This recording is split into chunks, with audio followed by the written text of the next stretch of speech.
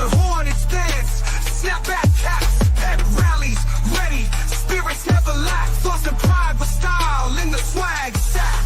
In the quad, we ain't never gonna stop. In the quad, we always on top. In the quad, feel the music drop. In the quad, roots run deep. What's going on, HBCU family?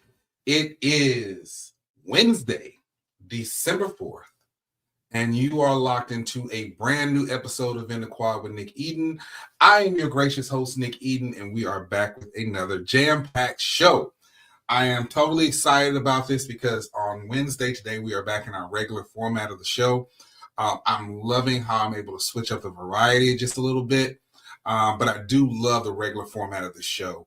And if you are tuning into In the Quad for the first time, for the very first time, you will know, you may not know, I'm sorry, that at In the Quad, we take all of the main trending topics across the entire HBCU landscape. That's Twitter/X, Instagram, Snapchat, Fanbase, Fizz, Facebook, TikTok, you name it, we got it. And we condense those into four main topics. That's the first part of the show. The second part of the show is my absolute favorite, which is our fam topics. These are the questions and comments that you, the viewer, have submitted to me. And if they are appropriate and they get past Uncle Samson, who some of y'all may meet for the first time in a little bit, then we will read them on the show. If they are not appropriate, I will delete them faster than people are jumping in the transfer portal right now. Anyway, so y'all, I don't see any reason not to get right into it. We got a lot going on. And listen, this shuffle, man, this HBCU coaches search right now is hot. It's hot so far as of this broadcast. Excuse me. As of this broadcast, this is who we got that's currently looking for head coaches. You got Prairie View A&M, who parted ways with Coach Bubba McDowell shortly after the loss to, actually it was 24 hours after the loss to Alabama State. Shaw University, and please forgive me, I forget the coach's name. I got a lot of coach, names in my head right now. Which I got some thoughts on Shaw University that I'll talk about just a second. Then you've got, which I don't think anybody was surprised at this, Coach Connell Maynard was let go from Alabama A&M. And then you've got an opening at Lane College. I do not know the coach's name there. Again, I'm sorry. This just broke today. Coach Vincent Brown has been let go by North Carolina A&T, and they are on a search for a brand new head coach. And you got Dawson Owens, who we all know was let go from Norfolk State University after, I want to say it was 2 seasons with the Trojans, 2 or 3 seasons with the Trojans. So, all right, let's talk about it for a second. So you got a lot of people out there that sit on one or the other side of the fence on coaching changes. Coach Vincent Brown was let go from North Carolina A&T after 2 seasons. Dawson Owens was let go from Norfolk State after 2 or 3 seasons. Connell Maynard, this was his 7th. He was the longest tenured coach in the SWAC, and this was his 7th season in the conference.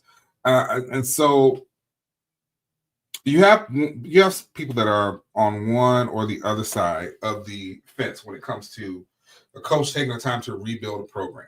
Okay. You got one person that's going to say, hey, it's going to take 3 to 5 years to build out a program, right? To truly change the program around. You're starting from scratch with recruiting. You're starting from scratch with this or that. It's going to take some time, 3 to 5 years. All right. And so in that regard, that type of person would not be mad at all at the Maynard fire. And then the person you got on the other side is like, well, it doesn't take that long to turn around a program. I'm right in the middle.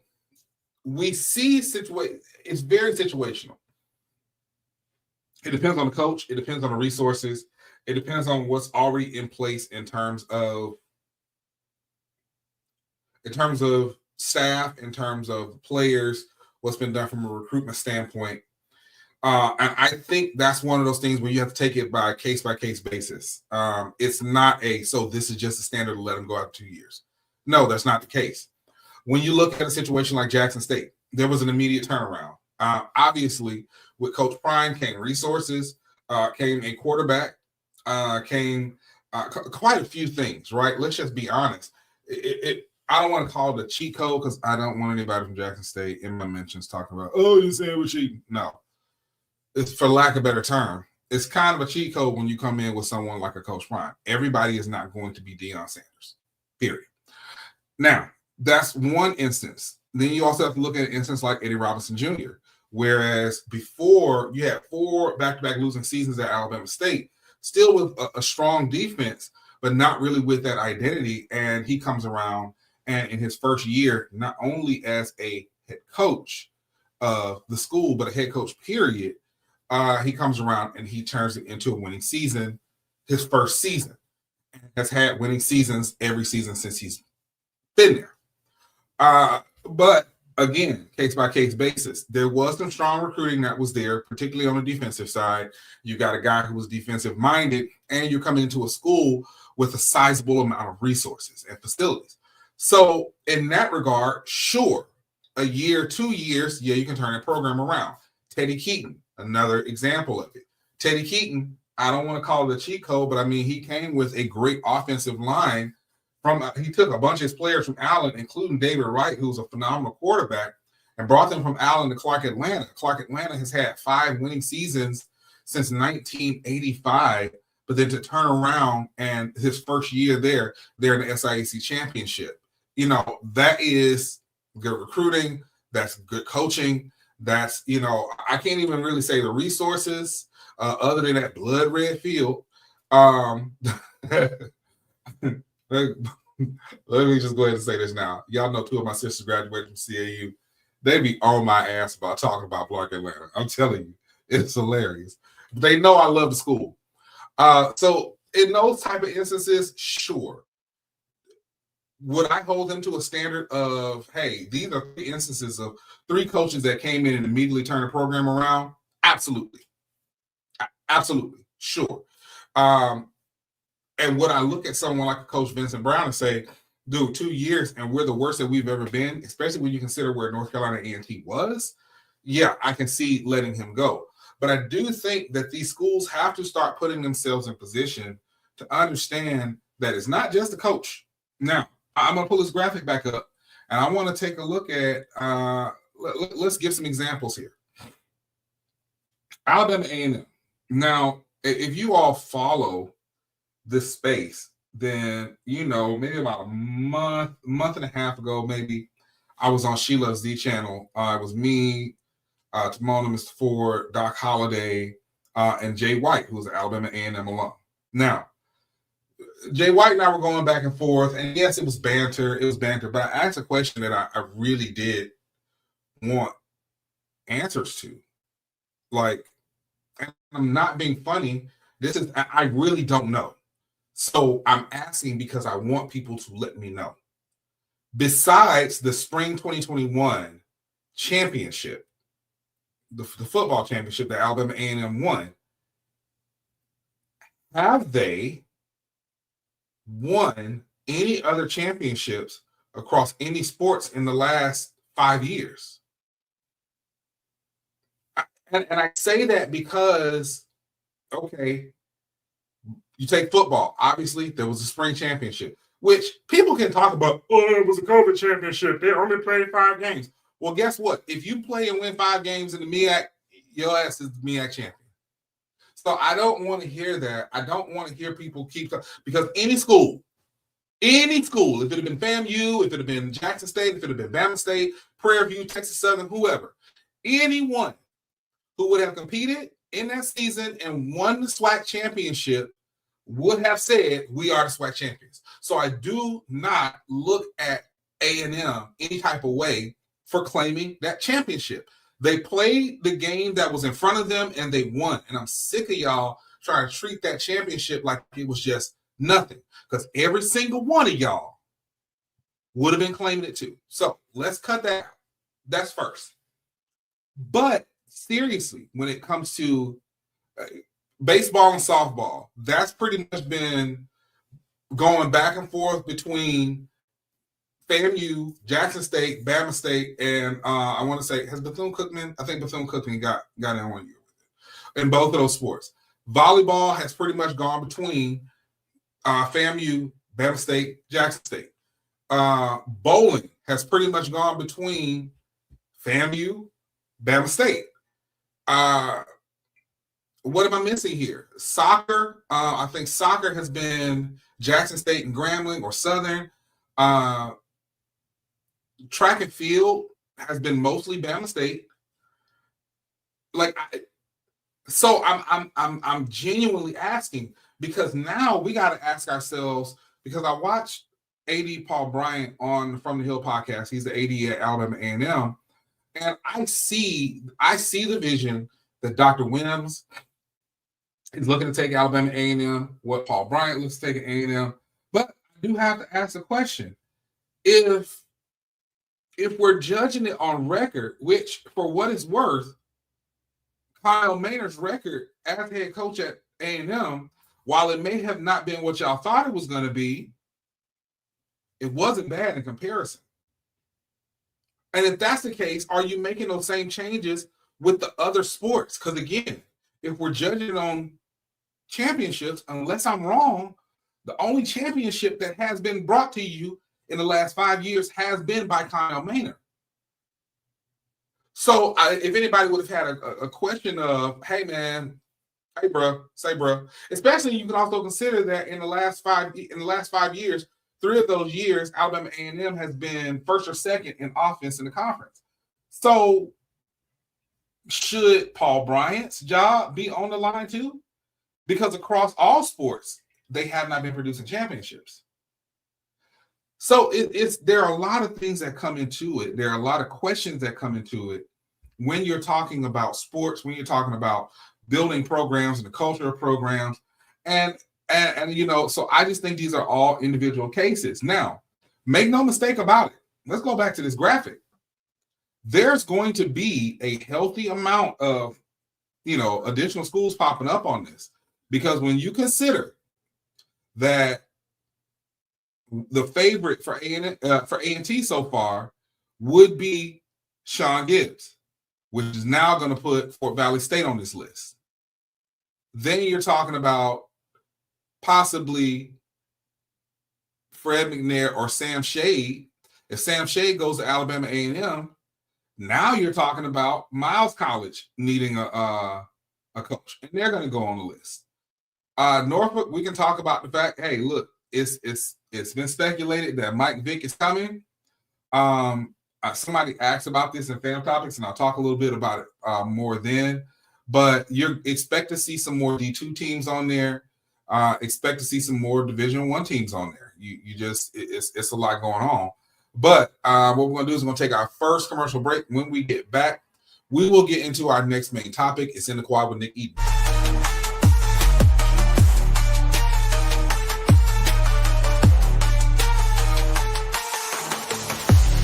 Technology lets you monitor your pet when you're not at home.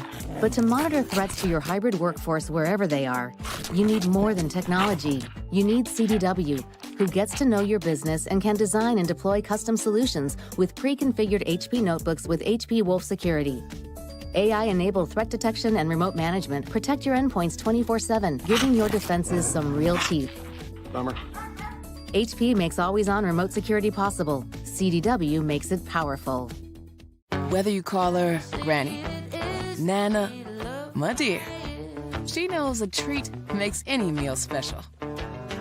So come to McDonald's and treat yourself to the Grandma McFlurry today. Ba-da-ba-ba-ba. Time to call a credit repair company to fix my credit. Hold the phone, man. You can do it yourself with Credit Versio. That's way too hard. Call the credit repair company. Most credit repair companies only work on 1 or 2 accounts at a time, making it slow and expensive. You won't figure that out for months. Ignore him. Credit Versio's brilliant software scans all 3 credit bureaus, finds the accounts that are hurting your score, and guides you through the entire process. Anyone can do it. Let's fast forward and see the results. Wow, I fixed my own credit and saved hundreds. You can do this. Visit creditversio.com.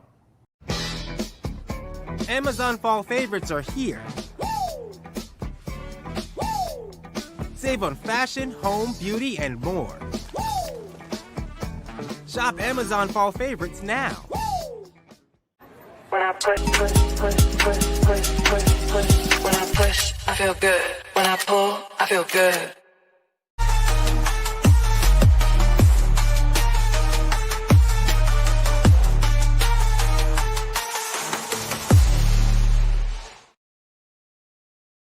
Welcome back to In the Quad with Nick Eden. Boy, oh boy. Listen, I'm not even going to go there right now.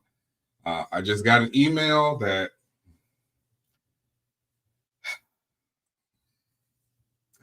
I ain't going to go there. I swear. This space is dominated by emotions. Let me just say that. And emotions will have you broke.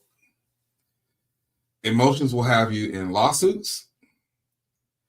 Emotions will have you out of a job.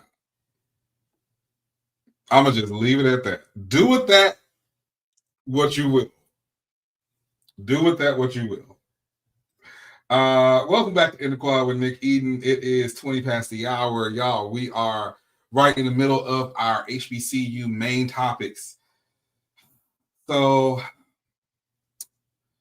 here's the thing. Let me go ahead and say this.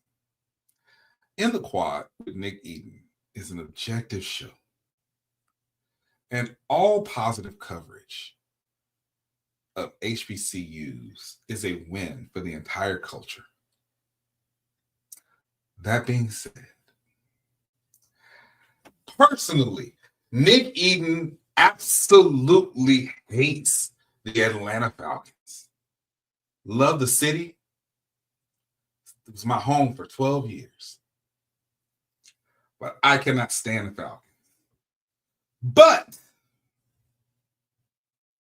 when they do something good, damn it, you got to recognize it. So, that being said, shout out to the Atlanta Falcons. This comes to us from blackenterprise.com. Atlanta Falcons team up with HBCUs to offer pipeline to sports and entertainment jobs. This partnership was designed to give the students an edge. The Atlanta Falcons and Spelman College, Morehouse College, Morris Brown College, and Clark Atlanta University continue collaborating on the AMB Sports and Entertainment Fellowship, a program designed to give students an edge as they pursue careers in sports and entertainment.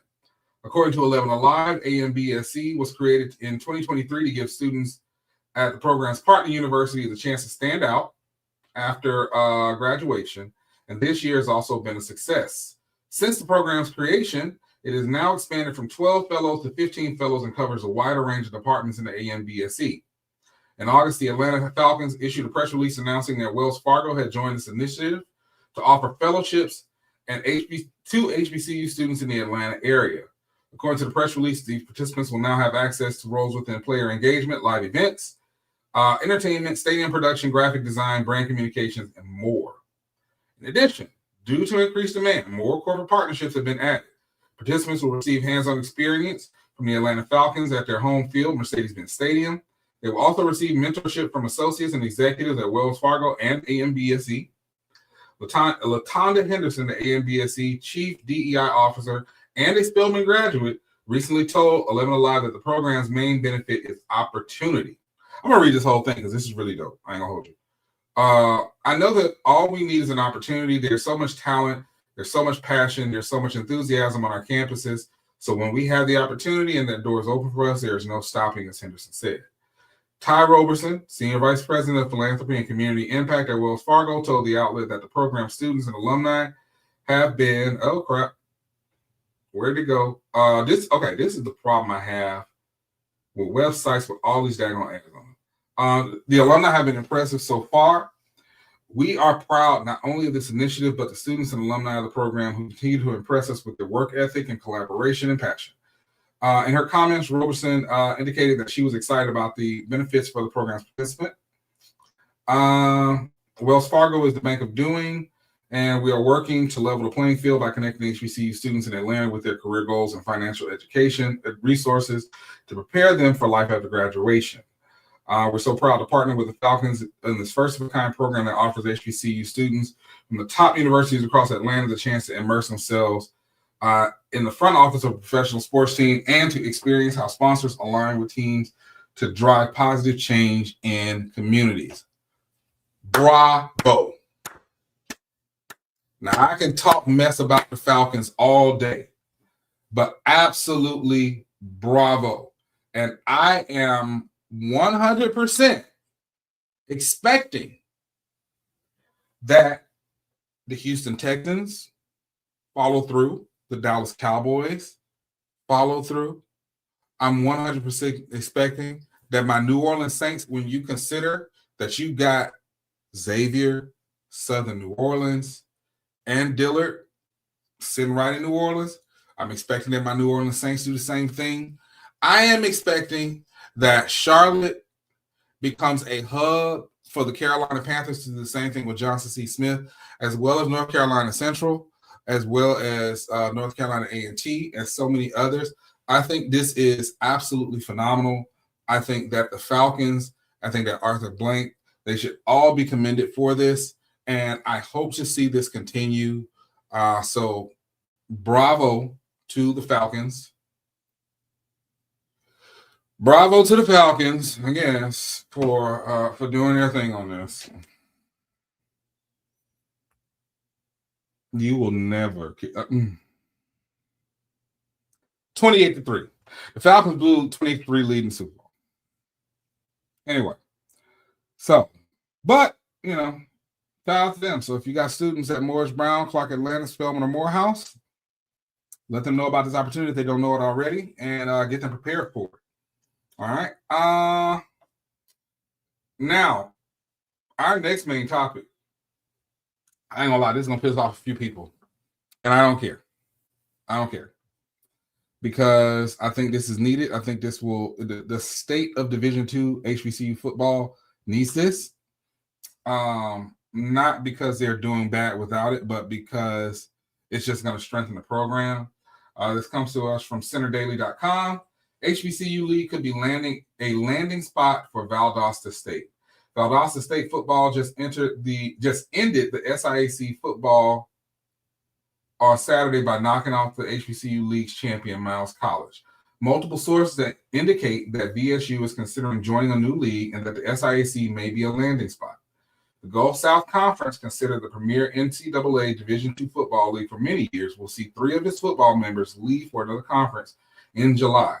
Erskine College, Chowan University, and North Greenville University are all joining Conference Carolinas. A 4th school, Mississippi College, is getting out of the football business altogether. HBCU Game Day, they use HBCU Game Day, so shout out to a friend of the show, HBCU Game Day, has reached out to the Valdosta State Athletics Department and is awaiting comment. SIAC Commissioner Dr. Anthony Holloman, meanwhile, spoke with HBCU Game Day regarding the league's attraction to potential institutions in general. The brand is growing, and for any institutions that are interested in the SIAC, it should be the right fit for our mission and our vision. We pride ourselves on being diligent with any inquiries we get. We haven't received any inquiries. I personally haven't made any overtures. Holloman said that it makes sense that institutions in the league footprint would have interest. The league currently has a total of 15 institutions, a mix of public and private universities, and a predominantly white institution, Spring Hill College. SIAC believes that it is special and a strong brand. We will not be surprised that people are interested in us, but we will be thoughtful and go through an operation driven by the Council of Presidents. Valdosta State football is set to take on an HBCU from the CIAA, Virginia Union, in the 3rd round of the D2 football playoffs. Let me go ahead and say this. If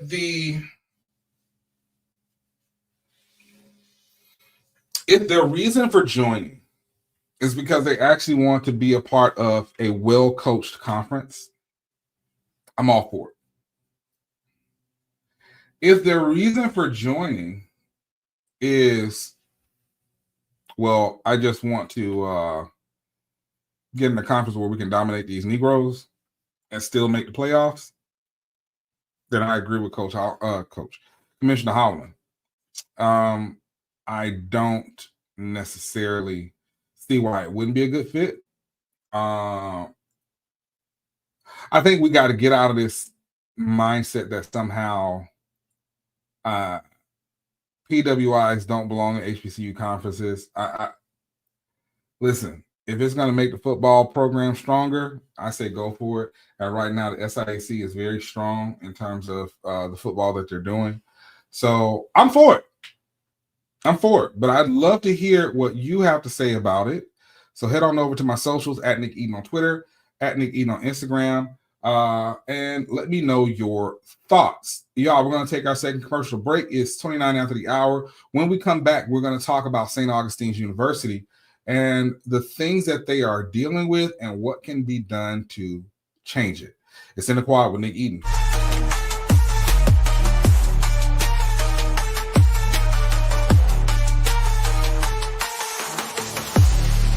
When I push, I feel good. When I pull, I feel good. This is not just delivery. This is knowing even superheroes can use a sidekick. Walgreens. From now on, it's all about us. Starting a family, buying a car, our first home.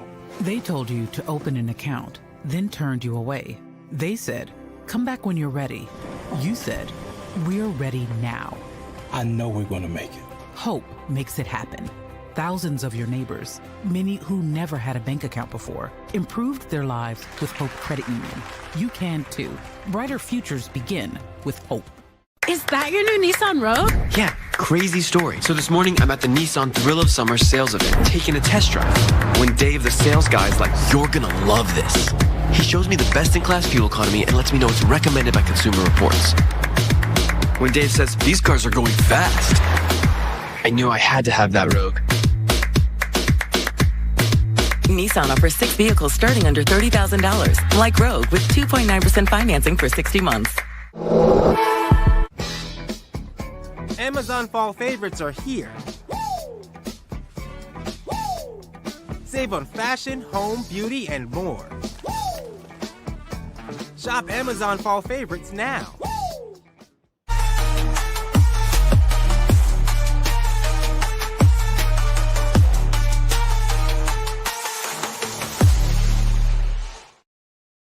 Y'all, welcome back to In the Quad with Nick Eden. Let me see if I'm having some technical difficulties here, because it seems like I am.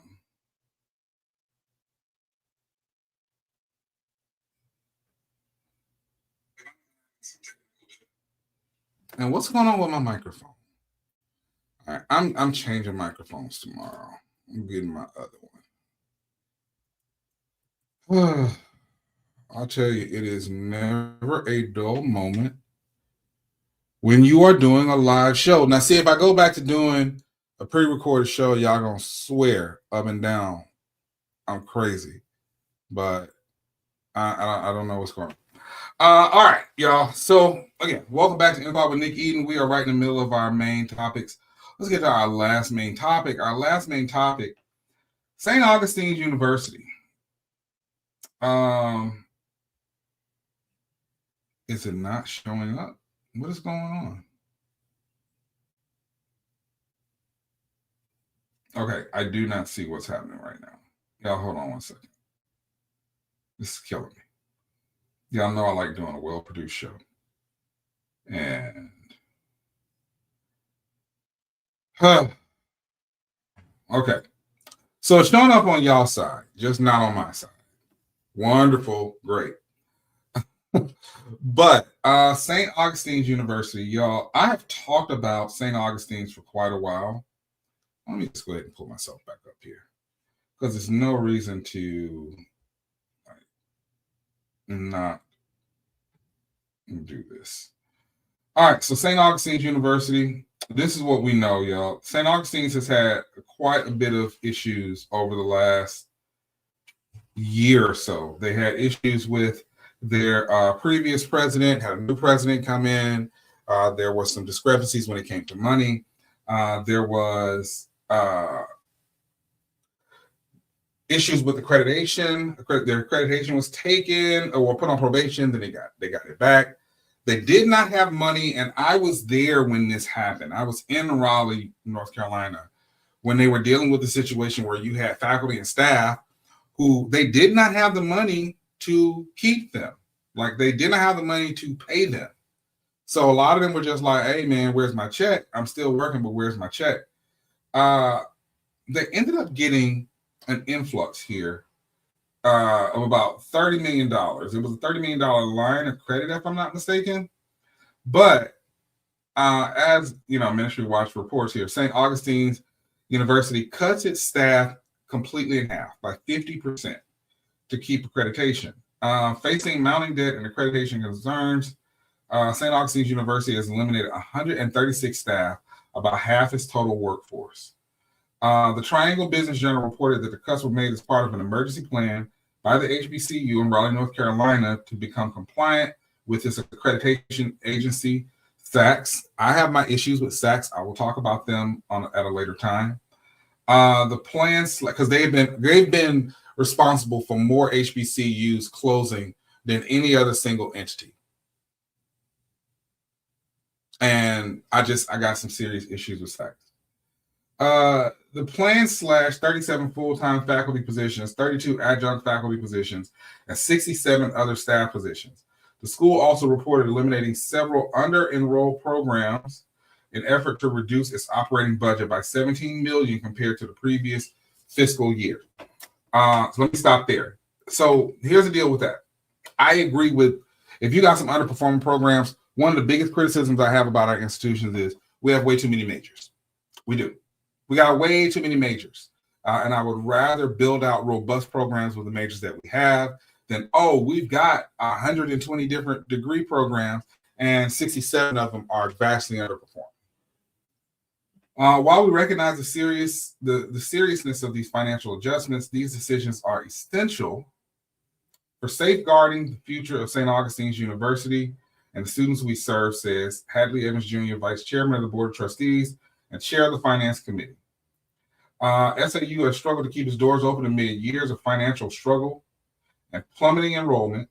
According to Inside Higher Ed, the current fall semester welcomed only about 200 students, down from the 700 the previous year, which was a drop from the more than 1,100 students in the fall of 2022.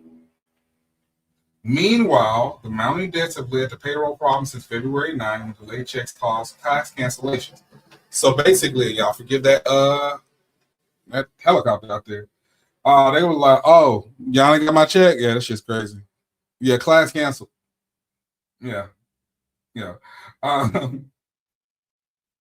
SAU was taken to court for unpaid work, and the IRS filed a $7.9 million lien against the university for delinquent taxes dating back as far back as 2020. Let me say this much, because this is a lot. This really is a lot. What I see right now from St. Augustine's is, I get that they changed the president, but you need to clean house on the board as well. And this is the thing, it's a private university, so I'm not in favor of the state stepping in. I thought it was absolutely tragic what happened at Tennessee State. But there's a leadership issue overall. And let me go ahead and say this. I remember when I first got to Raleigh in September.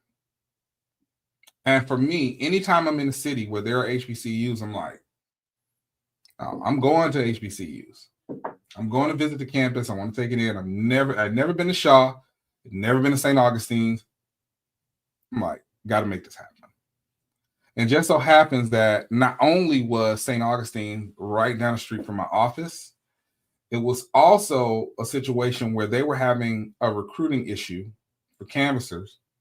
And listen, I know anytime I've been somewhere where there's some HBCUs and I'm running a campaign, I'm gonna get some canvassers, because I'm going straight to the yard, because we shelling out. At that point, we were shelling out $23 an hour. I'm like, I'm gonna hit the yard. Some of these students, we're gonna have these big launches on the weekends. I went to St. Augustine's and it looked like a ghost town. I got emotional when I saw the campus. The only thing I could say that I had seen like that before was the first time I went to Russ College. And even Russ has made some improvements since then. But St. Augustine's, I got emotional because I'm like, I can't believe that this campus, it looked abandoned. And so, again,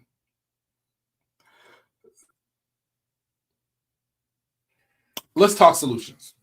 I want to talk problems. Let's talk solutions.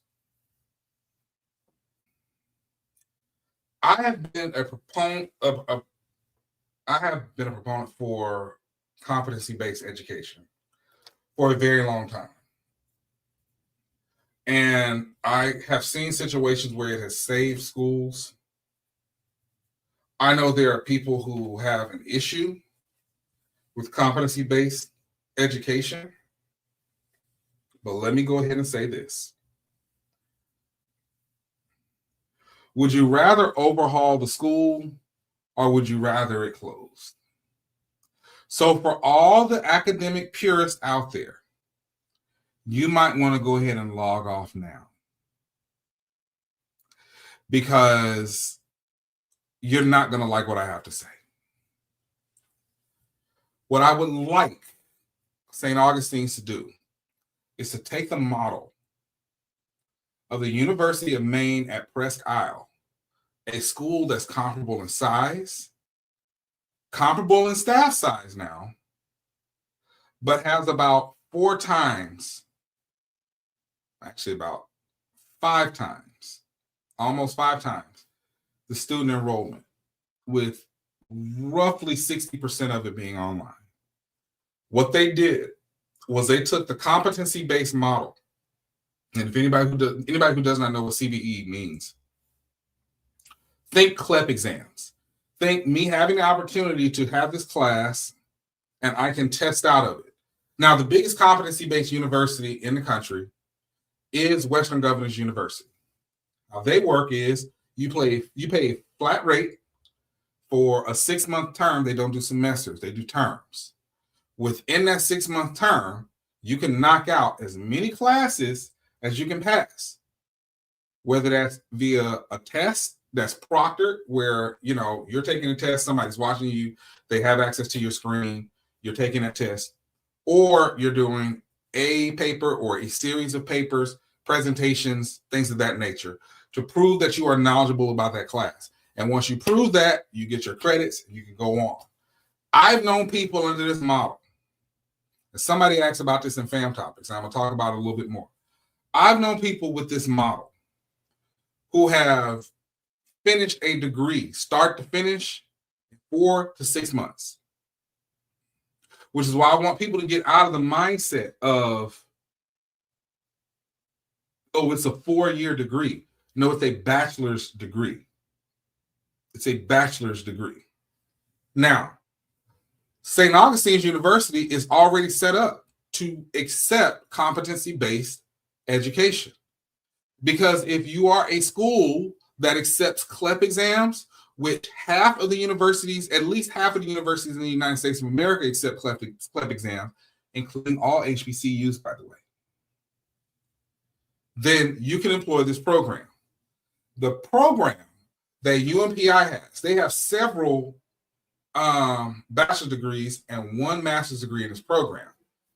Instead of doing a 6-month term, they do an 8-week term. So over the course of that 8 weeks, you can take as many courses as you can pass, and they do it at a flat rate of, I think right now it's $1,700 per term, per 8-week term.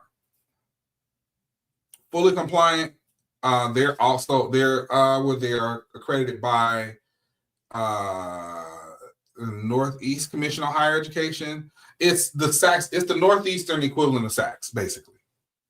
And they are a regionally accredited university. When they started this program back in 2019, 2020, they had an enrollment of about 600 students.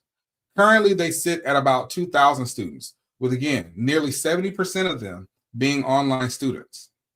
This has reinvigorated the program.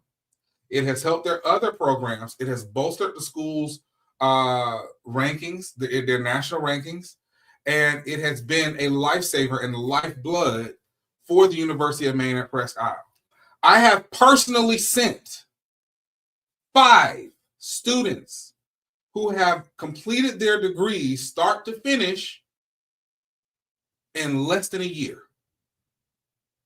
And in most cases, in less than 5 months. And they've only done 1, maybe 2 terms at UMPI. There's some other things that you do leading up to that so that you can transfer in credits that they will accept. This model needs to be taken up by St. Augustine's University. If you just look at Raleigh, take the other HBCU. When you look at Raleigh, you're not going to be able to compete with Shaw University right now, even though they got their own set of issues. And they've only got about 700 to 1,000 students. So you're not going to be able to compete with them. You're not going to be able to compete with North Carolina State. You're not going to be able to compete with Central. If somebody's HBCU minded, you got Central right down the street. You got Winston-Salem. You've got Johnson C. Smith. You've got A&T. You got all these ones, and they're not going to be able to compete with them. But what you can do as a small university is take this model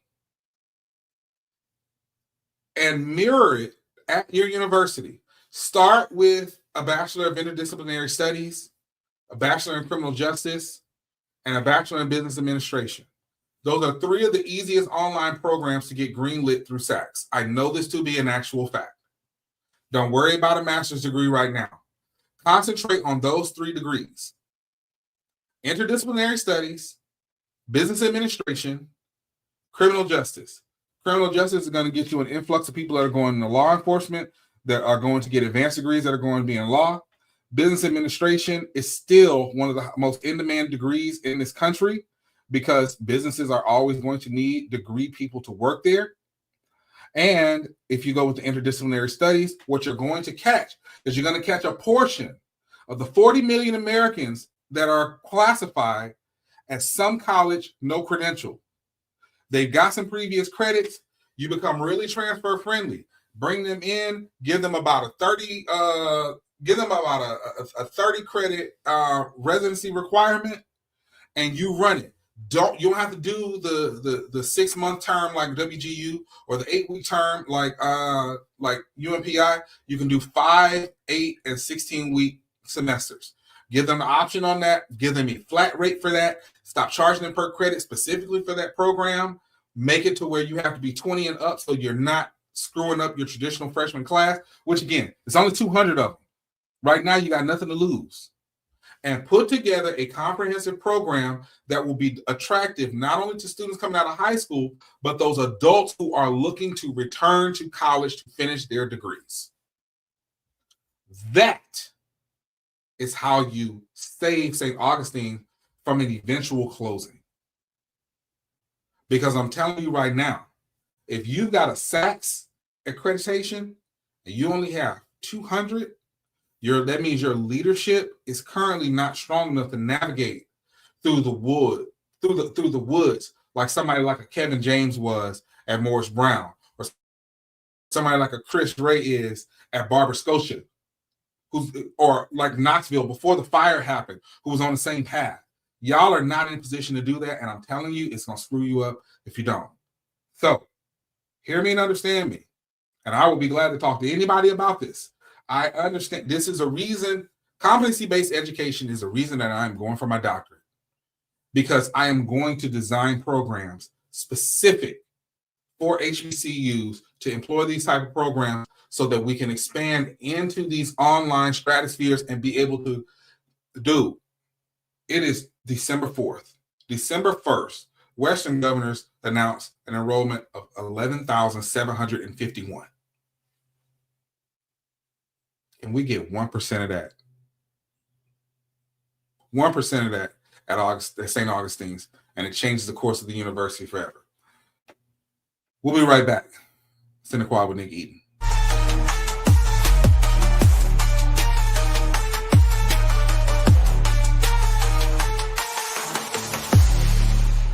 From now on, it's all about us. Starting a family, buying a car, our first home. They told you to open an account, then turned you away. They said, come back when you're ready. You said, we're ready now. I know we're going to make it. Hope makes it happen. Thousands of your neighbors, many who never had a bank account before, improved their lives with Hope Credit Union. You can too. Brighter futures begin with Hope. When I push, when I push, I feel good. When I pull, I feel good. This is not just delivery. This is knowing even superheroes can use a sidekick. Walgreens. Amazon fall favorites are here. Save on fashion, home, beauty, and more. Shop Amazon fall favorites now.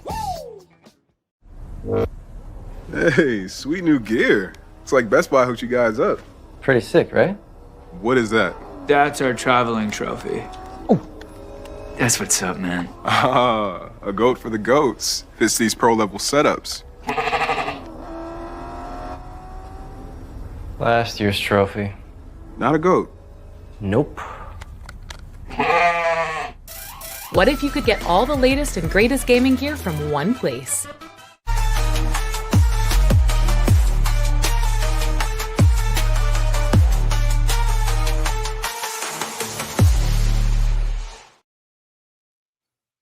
All right, y'all, 51 past the hour. We went drastically over on our main topics, but it is time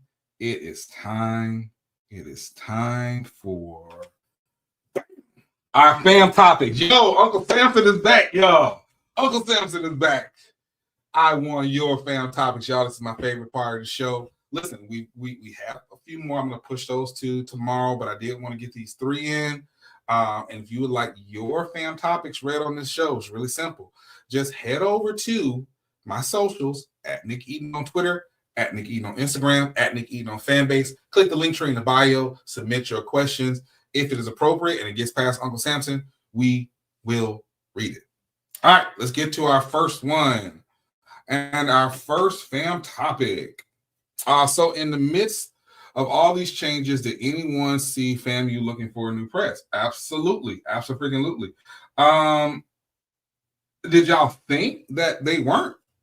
The gentleman, and I forgot, what's crazy is a good friend of his is the sister to my best friend, and I still don't know his name. But he wasn't going to be the permanent president. They were going to do, they were going to be looking for another president. So this came from Office of Communications, statement from the FAMU Board of Trustees, Kristen Harper. FAMU is an exceptional institution with a basically this is what they did. They announced their chair members to let's see. I want to see who these people are. I should have put this up on here, but StreamYard was tripping.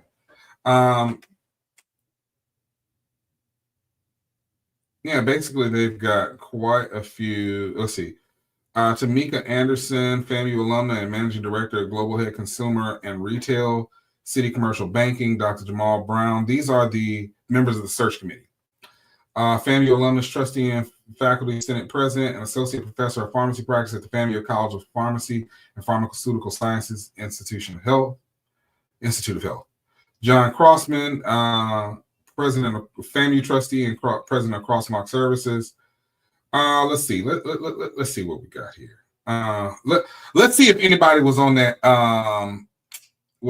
document with Mr. March in 237. It looks like it's pretty clean.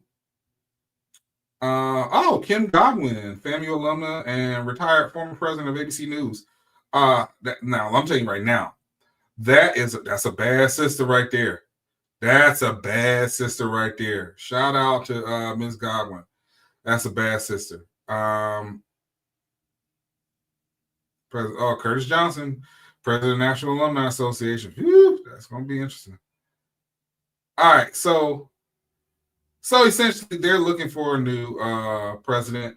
It's going to be an extensive search. The guy was an interim president. He wasn't there to replace Larry permanently, and I think they're doing the right thing. So shouts out to them. Good luck on their search. I hope they pull away, a great president that's going to continue to, take FAMU to heights beyond heights. All right, what we got next? Looks like it's about to be another round of SWAC coach shuffling. This is the dumbest mindset. Not this, because there's no such thing as a dumb question. So I'm not gonna say it's a dumb question. It's the dumbest mindset that you can have. Again, if you have a coach that can actually coach, and they just may not have the resources or the support, the program's gonna falter. SWAC shuffling got Willie Simmons at FAMU. Look at how that worked out for them.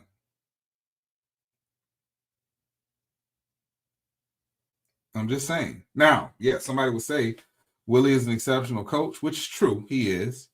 But what would it have looked like if Coach Dancy would, instead of going to Colorado with Prime, would have gone somewhere with the resources like an Alabama State or a FAMU or a Prairie View or a Jackson State? You get what I'm saying? And I know where this comes from. This comes from everybody talking about, okay, should they spin the block and have Maynard back at Winston-Salem? Or should he go to A&T? Or does he go to, or could he be an OC at FAMU or Jackson State? We put it out there. Hey, definitely wouldn't mind seeing the brother as the OC at Alabama State. Yes, he was a play caller. And yes, in the last 5 years, 3 of those years, A&M has had number 1 or 2 offense, 3 at best, 3 at worst, in the SWAC. So hell yeah, I'd love to have Connell Maynard calling plays at Bama State. I love that. Yeah, go for it. Why not? What you got to lose?